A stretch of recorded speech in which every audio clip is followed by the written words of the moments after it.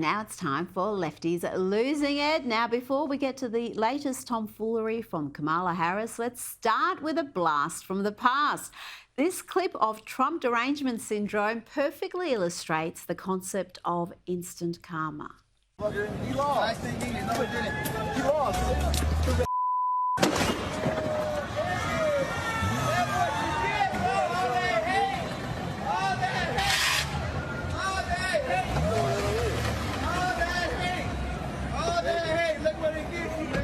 All that hate. See what that does for you? It's unfortunate that it happened, but Why did you miss that? Man, that is. Oh, and now you got the cops here. Oh man. yeah, he spit on the guy. I know. He stepped on it. You know, I was the one paying attention. You know what I mean? Tell me you got all that. I did. You did? I did. Can you send it to him? That was terrific fun from a few years ago. And of course, he was wearing a mask alone in the car. He probably still is. Now, right now, we've got white dudes for Kamala, white women for Kamala. The Democrats are just loving going back to their segregationist roots. And now we have Swifties for Kamala. And yes, get ready to cringe. Players gonna play, play, play, play, play, play. Haters gonna hate, hate, hate, hate, hate. Baby, I'm just gonna shake, shake, shake, shake, shake. I shake it off, I shake it off. Oh dear, and this young lady has an important message and she delivers it in a powerful fashion.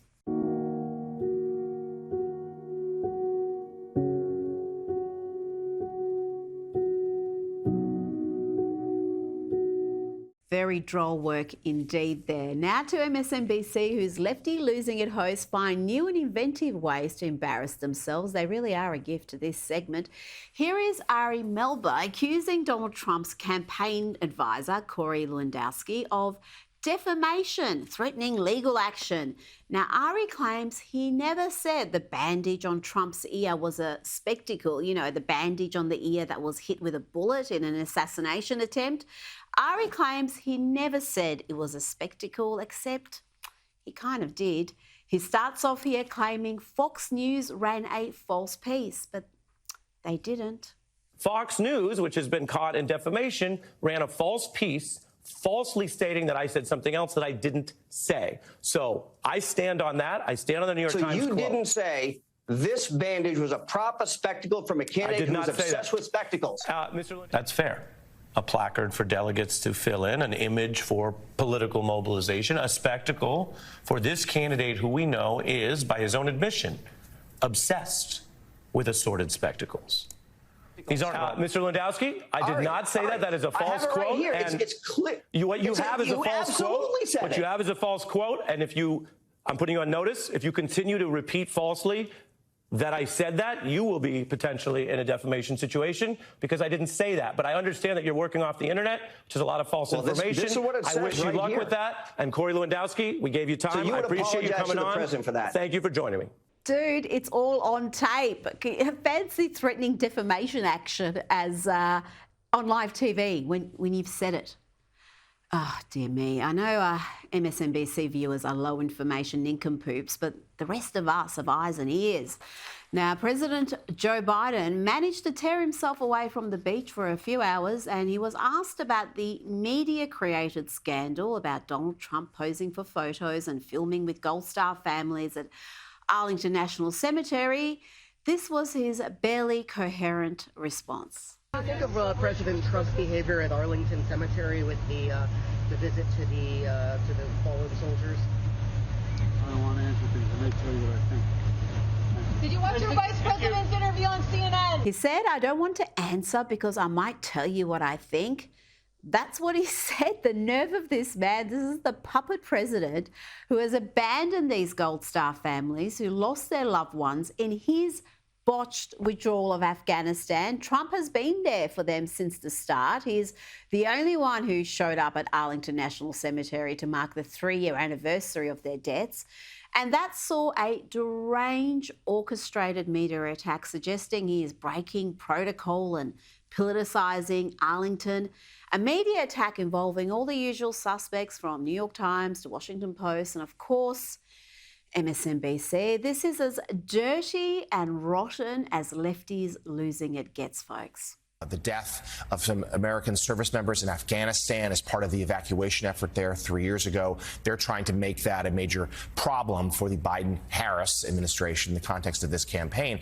But I know a lot of military veterans were very uncomfortable with the idea that Trump was there at all, and that, he even at one point posed for a photograph with family members with a big smile and thumbs up on their face. Now, we should note some of the family members were doing the same, but that's their right.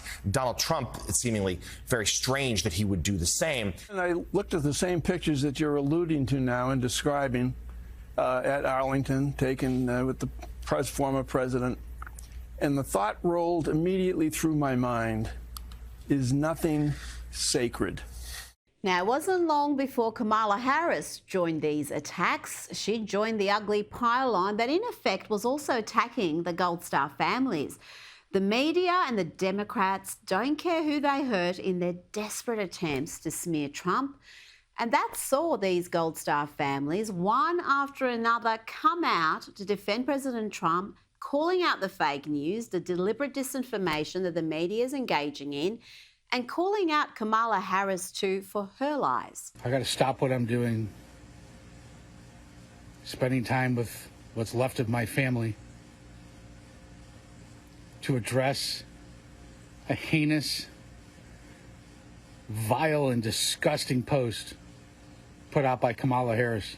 Why did we want Trump there? It wasn't to help his political campaign. We wanted a leader. That explains why you and Joe didn't get a call. Imagine for a second that your kid is killed, and there's a president of the United States willing to take you under his wing and listen to you. That's what we found in President Trump. Certainly not you, and certainly not Joe Biden. You have 13 families who have been waiting over 3 years to so much as get a phone call. That was Mark Schmitz, Gold Star father of Lance Corporal Jared M. Schmitz. And as I said, he was one of many Gold Star families who took Kamala Harris and the media propagandists to task for the ugly narrative they are running. Kamala, your statement is nothing more than a political spin to help you look better in your presidential campaign against Donald Trump. Our kids were murdered because of your administration. And you are partly to blame for that as well. Because in over 3 years, we have gotten nothing but more and more lies. Just like your statement, more and more spun lies and cover-ups to make you and your administration look good. But there is one thing that you said in your statement that was true. No one should be running for president if they cannot honor military members, their families, as well as veterans. So I guess that means that you should step down, Kamala. That was Jocelyn Schmitz, Gold Star mother of Lance Corporal Jared Schmitz, who died in that botched withdrawal. These kids, their children, died because of the botched operation under the Biden-Harris administration. Then they were ignored, and now they're being attacked because Trump is by their side. I've said it before and I'll keep saying it, you don't hate the leftist media enough.